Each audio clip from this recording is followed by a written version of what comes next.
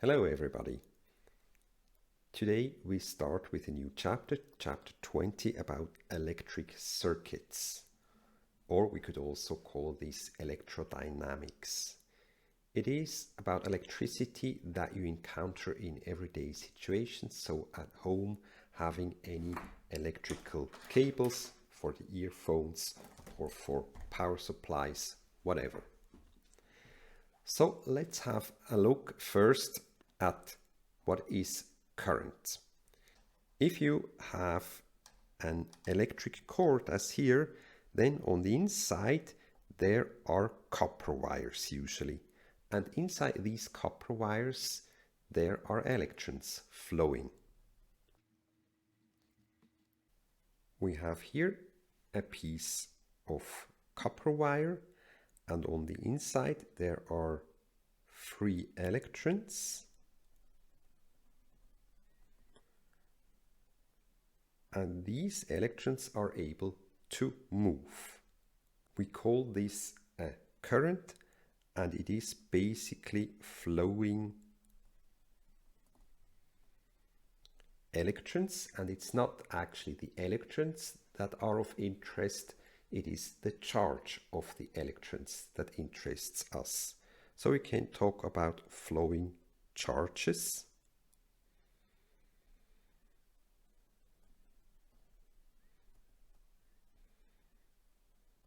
Which here are electrons.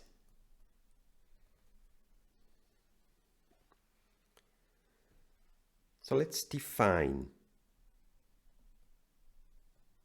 the electric current.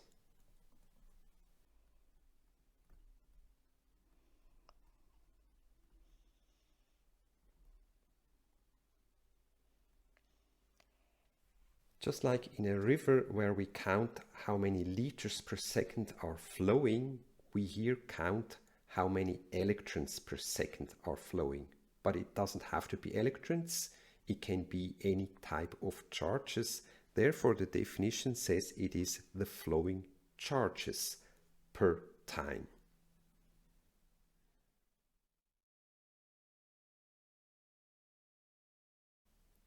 The abbreviation or the symbol for the electric current is the capital letter I.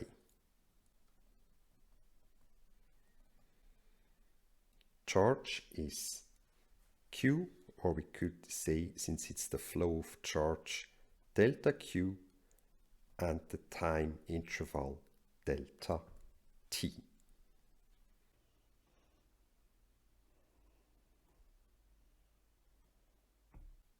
The SI unit for a current is the ampere, or the amp. You might have heard of that. Charges are measured in coulombs, therefore it is a coulomb per second that we call 1 ampere, abbreviated with the capital letter A.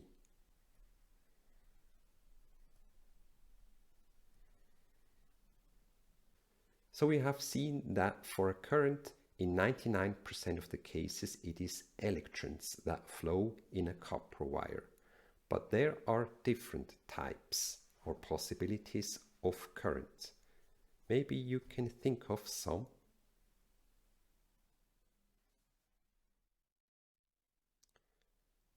Other possibilities of currents are ions in a battery.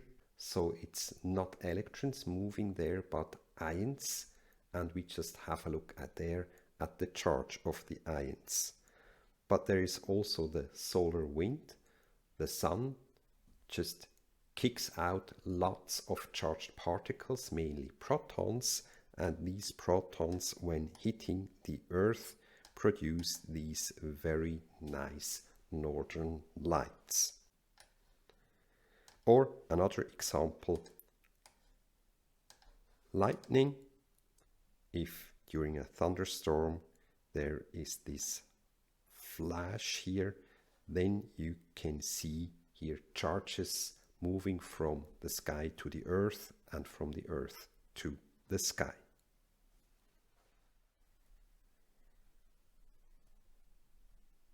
Let's have a look at an example.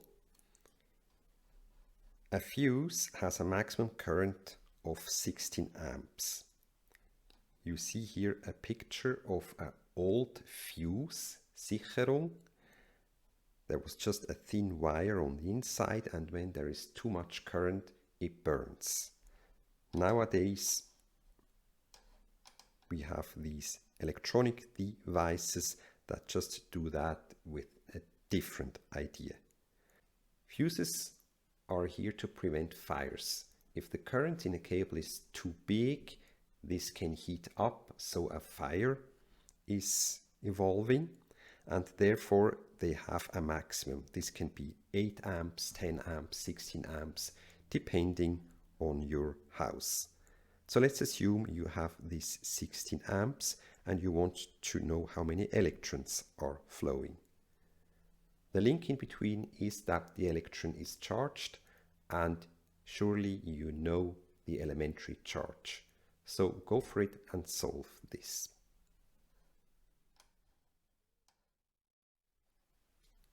The current is charge per time, and the charge is just the number of electrons times the elementary charge of an electron.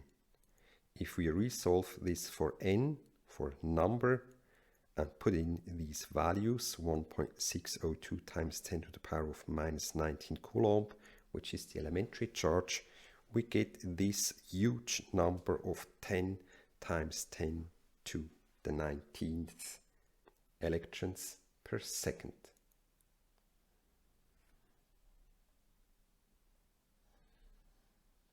What is the direction of the electric flow? You see here a piece of wire, and I can connect this to the positive and the negative part of a socket or of a battery, these terminals. Then the current flows from plus to minus.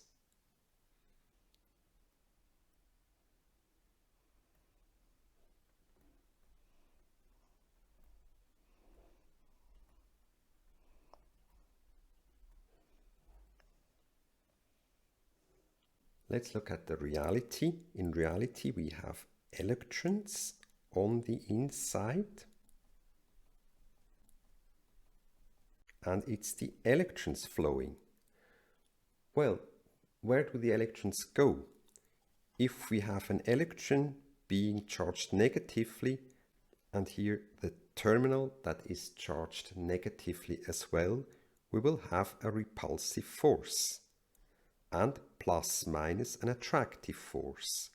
Therefore, the electrons will flow from negative to positive.